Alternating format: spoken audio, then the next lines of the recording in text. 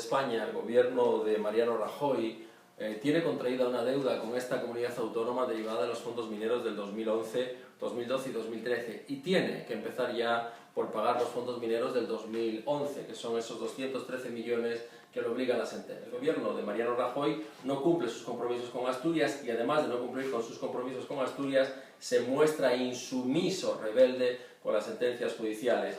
Y los compromisos los tiene que cumplir por dos cuestiones, una por decencia y otra por la propia sentencia.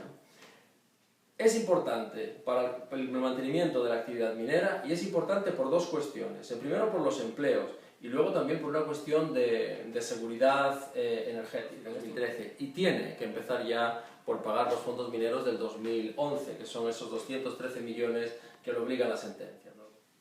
Es importante para el mantenimiento de la actividad minera y es importante por dos cuestiones. En primero por los empleos y luego también por una cuestión de seguridad energética. Es cierto que el gobierno de Zapatero fue cicatero y lento en la transferencia de los fondos, ¿no? Pero los compromisos están firmados y volvemos a decir lo mismo, por decencia y por las propias sentencias.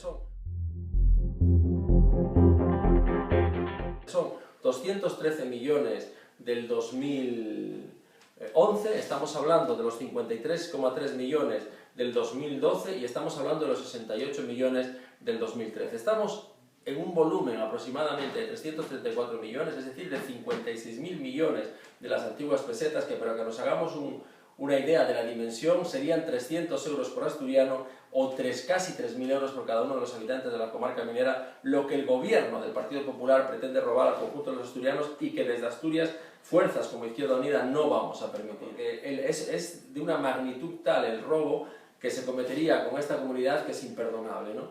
Debemos tener presente que los mineros, las comarcas mineras y Asturias ya ha hecho sus compromisos, ha reducido el volumen de la minería desde más de 20.000 empleos hasta aproximadamente el entorno de 2 millares de empleos.